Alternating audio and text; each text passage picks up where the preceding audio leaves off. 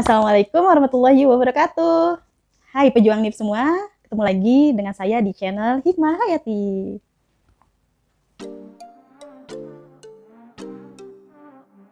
Hai pejuang NIP semua, perkenalkan saya Hikmah Hayati, saya pejuang NIP di Provinsi DKI Jakarta, formasi guru SD. Bagi teman-teman yang juga sama-sama memperjuangkan NIP, apalagi sama-sama di DKI Jakarta dan formasi guru, yuk subscribe channel saya karena saya akan memberikan tips dan saya juga akan sharing pengalaman saya terkait rekrutmen CPNS. Kali ini saya akan share pada teman-teman amalan apa sih yang saya dawamkan ketika saya memulai proses rekrutmen CPNS di tahun 2019. Seperti yang teman-teman tahu, pastinya ketika hajat kita tercapai, itu bukan semata-mata karena usaha belajar kita. Yang paling menentukan, bahkan di rekrutmen CPNS yang saya alami, itu saya 80% lebih ke doa, ya, lebih ke amalan-amalan yang ini, yang akan saya share ini, dibandingkan ke amalan yang ikhtiar yang belajar. Kenapa saya bilang 20% ikhtiar, 80%-nya doa? Karena jujur aja teman-teman, waktu tes SKB, di mana tes ini adalah tes yang sangat menentukan bagi seorang pejuang NIP, ya. Waktu di tes ini saya sedang sibuk-sibuknya, ya, sedang sibuk-sibuknya awal tahun pelajaran di sekolah. Saya kebetulan Allah kasih rezeki jadi wakasek kurikulum, di mana saya harus bersama tim dan bersama kepala sekolah mempersiapkan kurikulum yang dimodifikasi untuk menyesuaikan dengan keadaan COVID-19 ini. Nah, alhamdulillah saya bisa lolos CPNS tahun 2019, bener-bener 75% karena doa dan ikhtiar langit kalau dibilang ya. Nah, ikhtiar langit apa yang aku lakuin?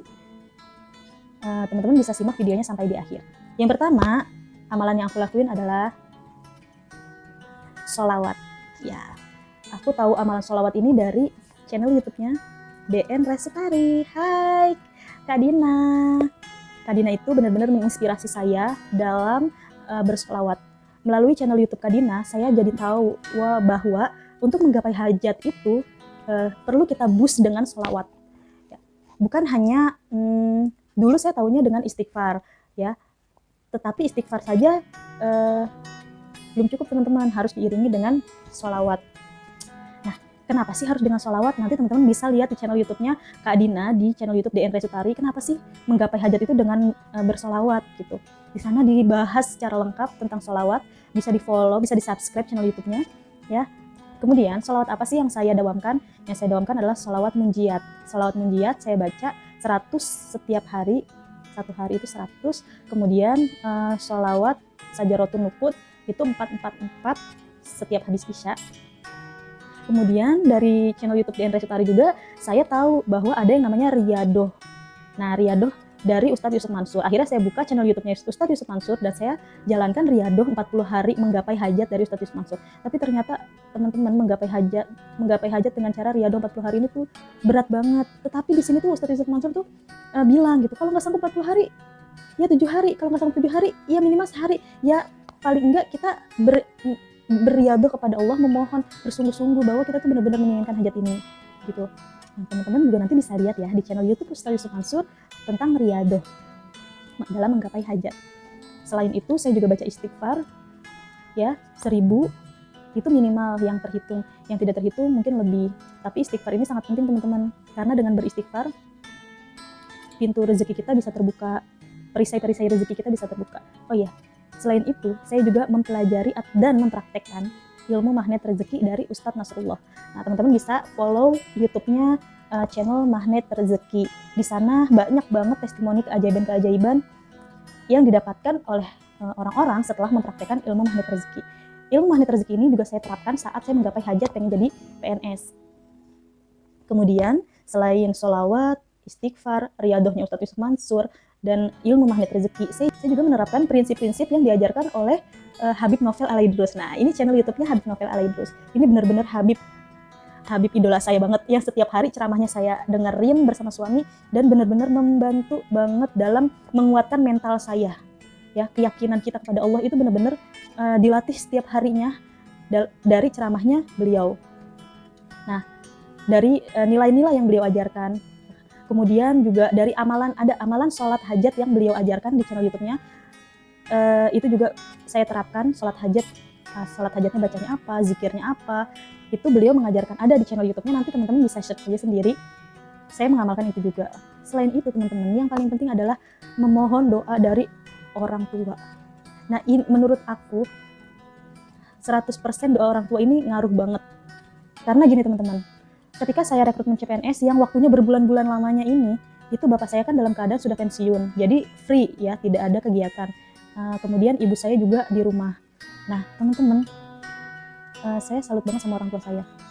Bapak itu bisa dari habis maghrib lanjut ke isya, habis isya sampai pukul 9 atau setengah 9 itu ada di musola, ya udah zikir aja. Katanya sih zikirnya memohon sama Allah supaya aku bisa jadi PNS gitu. Ketika saya tes, bapak saya, ibu saya, suami saya semuanya mengiringi tes saya sambil sholat dan sambil zikir gitu. Bener-bener didukung, disupport banget dari orang tua dan dari suami. Begitu teman-teman. Selain itu saya juga melaksanakan sholat duha minimal 8 rakaat. Setelah itu saya juga sholat tahajud. Nah, yang tidak luput juga teman-teman, walaupun saya agak kadang-kadang mengerjakan, kadang-kadang enggak, itu adalah sholat taubat. Sholat taubat kalau bisa sehari 1 kali ya, gitu. Itu teman-teman, walaupun saya melaksanakannya kadang mengerjakan, kadang tidak ya, tidak rutin, tapi seminggu sebelum SKB dan ketika SKB itu tuh benar-benar gencar banget sholawatnya, istighfarnya, sholatnya, semuanya benar-benar digencar dan benar-benar pakai hati gitu berdoanya teman-teman. Tapi belajarnya gimana? Karena waktu itu dalam keadaan sibuk, buku yang saya beli sama sekali nggak saya buka. Buku yang saya beli, ada 2 buku yang saya beli sama sekali nggak saya buka. Saya 100% belajar dari YouTube. Benar-benar teman-teman, belajar dari YouTube itu sangat membantu dan saya itu lebih cepat belajar melalui audio dan visual dibanding saya harus membaca dan mengerjakan sendiri gitu. Nah, ketika saya tes SKB, di mana tes ini adalah tes yang sangat menentukan, saya sampai amazing gitu. Amazingnya gimana? Soal yang keluar adalah soal yang sehari-hari saya jalankan ketika saya di sekolah yang lama, yang di swasta. Kebetulan saya sebagai wakasek kurikulum, otomatis saya selalu berkaitan dengan yang namanya RPP, silabus, prota, prosem, dan lain-lain. Dan soal-soalnya banyak banget yang berkaitan dengan hal-hal tersebut. Alhamdulillah tidak ada kesulitan ketika saya tes, tetapi teman-teman, di sini ada keajaibannya. Keajaiban yang saya alami saat penerimaan CPNS tahun 2019 ini adalah seperti ini. Saya itu mendaftar di sekolah yang formasinya membutuhkan 3 orang guru kelas. Otomatis yang masuk ke SKB adalah 9 orang karena satu formasi diambil 3 orang. Jadi kalau 3 formasi, otomatis yang melaju ke SKB adalah 9 orang dengan nilai tertinggi dari urutan 1 sampai urutan 9. Alhamdulillah saya berada di urutan kelima dengan nilai yang tidak terlalu jauh dengan urutan pertama teman-teman. Sedangkan kan yang diambil cuma 3 orang ya. 3 orang. Bayangkan teman-teman 3 orang. Saya di urutan kelima. Menurut saya pasti lolos. Kan? Dengan jarak poin dengan yang posisi pertama itu adalah sekitar 55 poin. Menurut saya itu pasti bakal kekejar ya. Nah, ternyata teman-teman, setelah keluar hasil tes SKD, saya cek karena katanya bagi yang sudah memiliki cerdik, dia akan melaju begini, dia akan melakukan tes SKB itu sebagai formalitas aja, karena otomatis nilai SKB-nya adalah 100. Nah, berarti saya udah langsung kalah dong ya, kalau ternyata banyak yang sudah punya cerdik. Setelah saya cek, ternyata ada 1 orang yang sudah punya cerdik, yaitu yang urutan paling pertama, dia sudah punya cerdik teman-teman. Otomatis formasi yang tadinya 3, sisa 2. Karena otomatis yang sudah punya cerdiknya, yang nilainya paling tinggi, dia itu otomatis lolos. Karena nilai SKB-nya 100. Formasinya tinggal 2 dong teman-teman. Nah, saat tes SKB, saya mencoba untuk meresearch nilai teman-teman saya. Nilai lawan-lawan saya maksudnya. Dan saya bisa meresearch itu karena tes SKB itu dilakukan streaming, hasilnya di-streamingkan di YouTube BKN. Saya bisa cari ya, teman saya, lawan saya ini tesnya di sesi berapa dan dia mendapatkan skor berapa. Ternyata teman-teman, dari 9 orang yang saya ikutin, alhamdulillah saya itu nilainya itu berada di urutan kedua terbesar.